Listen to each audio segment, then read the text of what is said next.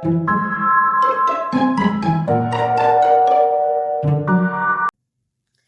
आप भी मेरी तरह 90s के बच्चे हो तो आपको याद होगा वो कोडैक का कैमरा। फोटो स्टूडियोज हो या शादियों की अजीबोगरीब वीडियोग्राफी, उस समय कोडैक फोटोग्राफी इंडस्ट्री का बादशाह था। 1888 में जॉर्ज ईस्टमन को कैमरा शटर का पेटेंट मिला। कुछ ऐसे दिखता था पहला कोडैक कैमरा। इसके लिए कोडैक ने यूज किया razor and blade business plan. क्या होता है ये razor and blade business plan? आपको आसान भाषा में बता दूं। जब आपकी प्रॉफिट मार्जिन आती हो ब्लेड्स के सेल से, तब आपको रेजर सेल करने हैं कम प्रॉफिट पे या फिर एब्सोल्युटली फ्री ऑफ कॉस्ट। यहाँ पर रेजर एक ड्यूरेबल प्रोडक्ट है, जबकि ब्लेड एक साइड कंज्यूमेबल प्रोडक्ट है। रेजर की जरूरत कस्टमर को बार बार नहीं लगेगी। इसका मतलब ये है कि आपको रेजर बार बार सेल नहीं करना है, जबकि ब्लेड है वो परचेज करने के लिए कस्टमर को बार बार आपके पास आना पड़ेगा और यहाँ पर आपकी प्रॉफिट मार्जिन बढ़ जाएगी। इसी तरह से कोडैक ने कैमरा सेल करना शुरू कर दिया लो प्रॉफिट पे और फोटोग्राफी के लिए लगने वाली सेल शीट और फिल्म्स बेचना शुरू कर दिया हाई प्रॉफिट पे। 1968 तक ये मॉडल खूब चला और तब तक कोडैक ने फोटोग्राफी इंडस्ट्री का 80% तक पार्ट एक्वायर कर लिया था।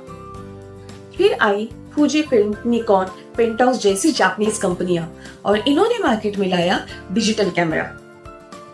अब यहाँ पर कोडैक के लिए चीजें बदलना शुरू हुआ। ट्रेडिशनल फोटोग्राफी के कंपैरिजन में डिजिटल फोटोग्राफी जो थी वो सस्ती थी और बेहतर इमेज क्वालिटी दे रही थी। नए नए आए इन डिजिटल कैमरास ने कोडैक की मोनोपोली को डिस्टर्ब कर दिया।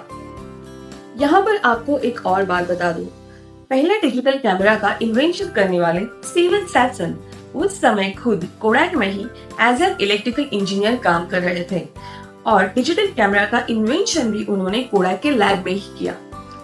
जब उन्होंने इस इन्वेंशन के बारे में अपने सीनियर्स को बताया तो उन्होंने कहा, कैमरा तो तुम्हारा क्यूट है, लेकिन इसके बारे में तुम्हें कभी भी किसी को बताना नहीं है।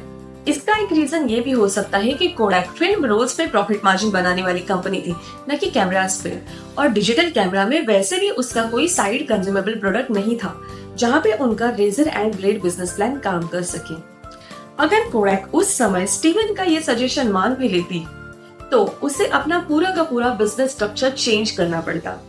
इसका एक मतलब ये भी है कि अगर कोडैक कोशिश करता तो शायद डिजिटल कैमरा बनाने वाली पहली कंपनी बन सकता था, लेकिन ऐसा हुआ नहीं।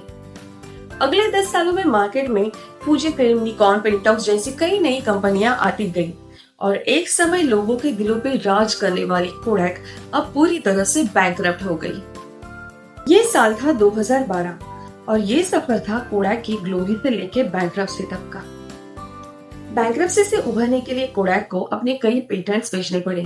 उसने अपना वर्कफोर्स कम किया और कई नए बिजनेसेस में हाथ आजमाया, खास करके बाकी देशों में। साल 2020 में कोडैक ने उत्तर प्रदेश के हापुड़ डिस्ट्रिक्ट में एंड्रॉइड स्मार्ट टीवी प्लांट शुरू किया।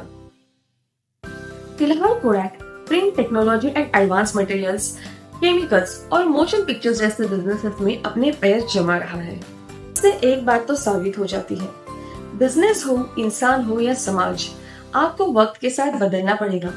नए लोगों के लिए, नए विचारों के लिए जगह बनानी पड़ेगी।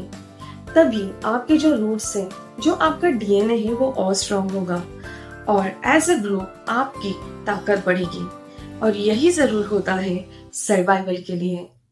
एक और कंपनी थी जो कोडैक जैसे ही हालत में फंस गई थी, लेकिन कोडैक से सीख लेके उसने अपने आप को सर्वाइव किया। इस कंपनी के बारे में मैं आपको बताऊंगी अगले वीडियो में।